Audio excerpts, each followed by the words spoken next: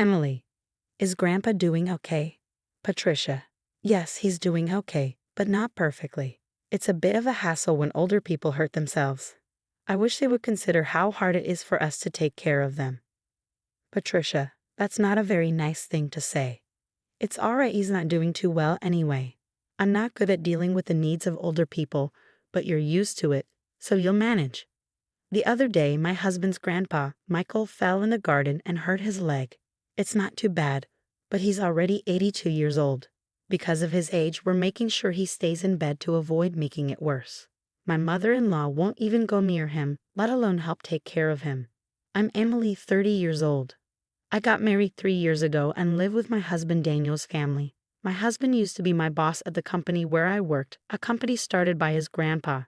When I first joined 8 years ago, my father-in-law was already in charge and my grandpa-in-law was the chairman. But back then, the grandpa still handled all the big tasks and jobs in the company. 2 years ago, when Grandpa turned 80, he stayed as chairman but gave most of his public duties to my father-in-law. Michael, you've put in a lot of work over the years. Let Christopher handle the company stuff now and take it easy, my mother-in-law said with a smile. But to me, her words sounded kind of sarcastic. Grandpa-in-law can be stubborn, but he's known for being fair and kind. On the other hand, my father-in-law seems a bit immature. He doesn't speak his mind clearly and isn't as reliable as Grandpa. Plus, he always listens to whatever my mother-in-law says. My grandmother-in-law passed away before I met her. My husband and I started dating 3 years after I joined the company. He was leading our team with energy, and he seemed dependable, although a bit too sure of himself. Maybe I felt that way because I lost my dad early and grew up with just my mom. She passed away from illness 2 years ago, so now my in-laws are all I have left in terms of family. Not long after I got married, my mom got sick and needed me to take care of her, so I quit my job to be there for her. My husband's family didn't mind, and it might be because of one thing Grandpa said: it's only right to care for the mother who raised you alone. Don't worry, just take good care of her. Because of that, I could stay with my mom every day for a year without worrying about money until she passed away. My mother-in-law seemed a bit unhappy, but I was really thankful. But ever since Grandpa handed over the company to my father-in-law, things have been changing. People don't listen to Grandpa's ideas as much anymore, and I feel like they're not treating him with the same respect. At first, I thought it was just me imagining things, but seeing how my mother-in-law and husband act, it feels real. My father-in-law doesn't seem to care much, and it's like he's ignoring Grandpa now that he's basically retired. Seeing how my in-laws behave, I can't help but feel angry. Hey, Patricia, and you too, don't you think you're being a bit distant towards Grandpa? What's the problem? Grandpa tries to talk to you, and you barely answer him. You don't even try to help him out. I don't have time to deal with old people. You can take care of Grandpa. You're the one who's free. There's no need to speak like that. I'm tired from work. Don't bother me with trivial stuff.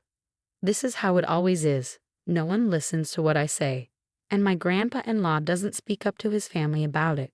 Now I'm the only one who talks to him at home. Grandpa, it's a nice day today. How about we take a short walk outside?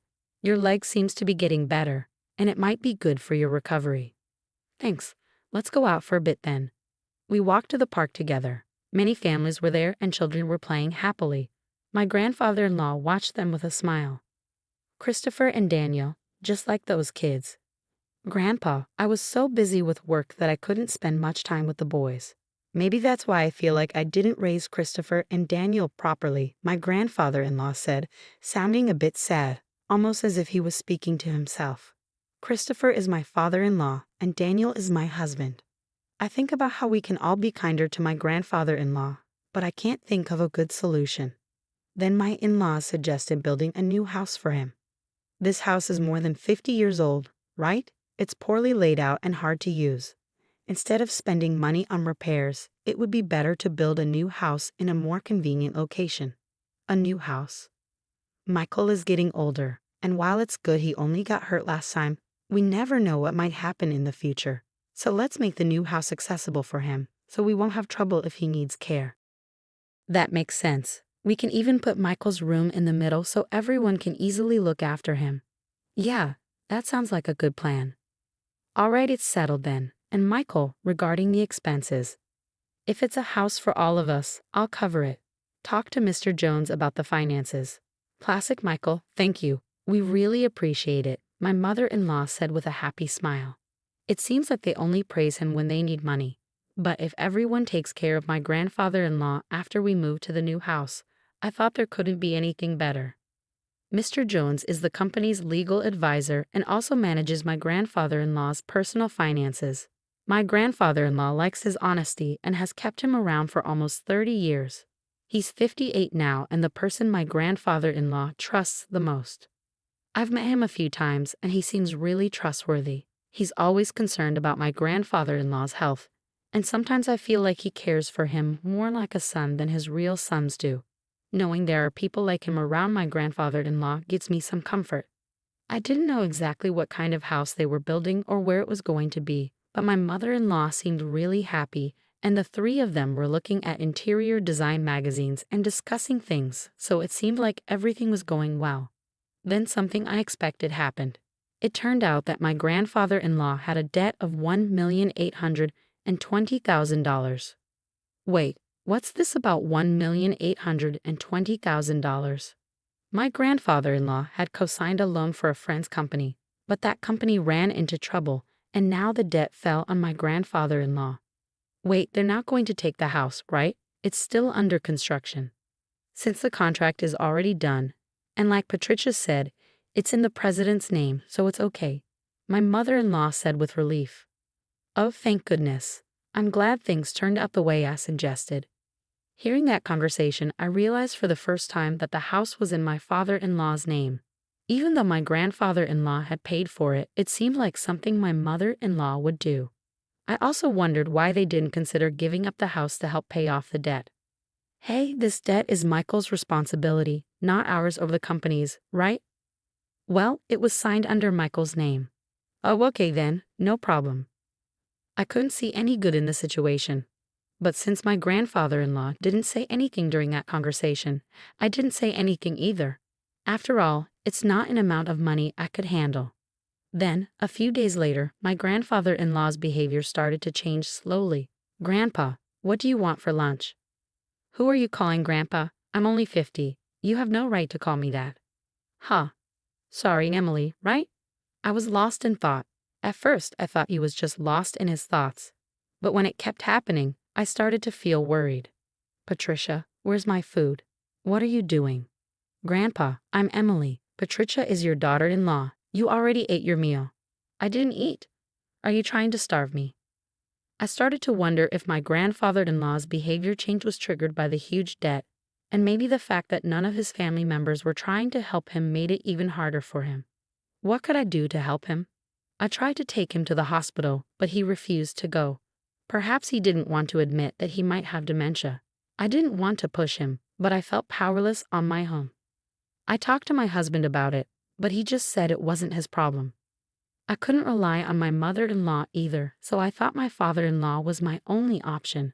Yeah, Patricia told me, Daniel. They suspect it might be dementia. Could you come to the hospital with us? But it's not that serious yet, right? If we go to the hospital, others will find out about my dad having dementia. There are medications now that can help slow down the progression. While there's no need to be in a hurry, let's observe him a bit longer. Since Emily is here, everything will be fine, won't it? I couldn't shake the feeling of how unreliable these people were. I couldn't rely on them. Grandpa, let's go to the hospital. Let's get you checked out properly. Who are you? Where do you think you're taking me? You're plotting something. I almost cried, seeing how my once gentle grandfather-in-law had become so stubborn. But my mother-in-law just laughed, finding it amusing. Even if he used to be the chairman, his time is over now. Everything, even the company, belongs to Christopher. Patricia, Grandpa isn't completely out of it. He can hear everything. He'll forget everything soon. He'll start wandering, dribbling.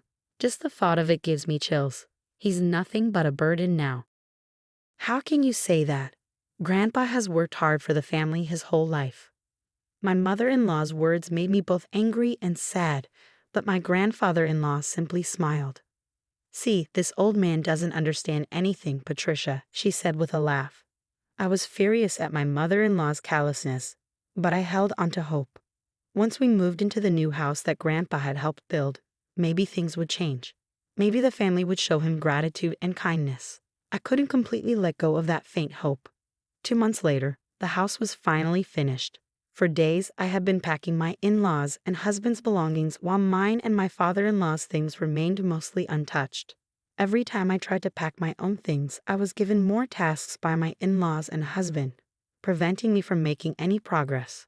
But I thought it would be okay to move the smaller items later since this house wasn't going anywhere. On moving day, after most of the stuff had been moved, I went to call my father-in-law, but my husband said, "Ah, you and Grandpa can stay here." "What? You want us to stay in this house? But we don't need any extra baggage in the new house. So from now on, you and Grandpa will live here, and I'll give you Grandpa's debt too." "Well, at least you can be a housekeeper. Come on, let's go." "Yeah, I'm coming. Good luck with paying off the debt and taking care of Grandpa." With those words, my in-laws cheerfully got into the car and drove off. I was stunned for a while. I couldn't immediately understand what had just happened. Were we just abandoned? And not just me, but my grandfather-in-law too. They were the only ones going to live in the new house. It took me a while to comprehend because it was beyond my imagination that someone could do something so cruel. When I went back into the room where my grandfather-in-law was, I felt okay about looking after him. That was my plan from the beginning. As I was getting ready to say something to him, he turned around suddenly as if he knew I was there. "Did they leave already?" he asked. His face looked very different from how it used to be just a few months ago. Honestly, he seemed like a different person. I started to say something, thinking maybe something had changed with his health. But then he smiled. His next words surprised me. "I was just talking to Mr. Jones, my grandfather-in-law. Did you finish firing the unnecessary staff, Chairman?" "Yes, all done. Shall we go?" Where are we going?" "To our new house, of course." I left my old house with my grandfather-in-law, not really understanding what was going on. The next month, I got a lot of calls from my mother-in-law and husband. My grandfather-in-law said he didn't want to talk to them anymore, but I picked up my husband's call because we were talking about getting a divorce. "Hey, Emily, is Grandpa with you?" When I went to the old house, it was up for sale. It's not worth $1,820,000, so you can't use it to pay off the debt. Is that why you left? What do you mean? Let me talk to Grandpa. Dad's not answering at all. That forgetful old man has done something crazy. I knew what my husband was talking about, but I wanted to hear his perspective. Grandpa sold the company's stocks to the executive director.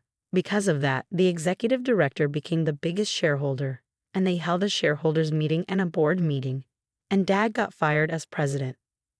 But maybe Grandpa thought the executive director was the right person to run the company. The executive director must have tricked the old man into selling the stocks. This isn't right. You're getting something wrong. Grandpa doesn't have dementia. If anything, he seems more clear-headed than before. What? Until the day we moved, I had seriously believed that my grandfather-in-law had dementia. It turns out he had been suspicious since my mother-in-law mentioned building a house to live with him. So he came up with a plan. He pretended to have dementia to see how my in-laws and husband would react. And just as he expected, they revealed their true selves one by one. In the end, they abandoned my grandfather-in-law and me. I struggled to hold back my laughter because everything unfolded exactly as I predicted. My grandfather-in-law said, I was surprised, relieved, and a bit conflicted. To trick your enemy, you must first trick your allies, he chuckled. It seemed he had been getting updates on the company from the executive director and Mr. Jones.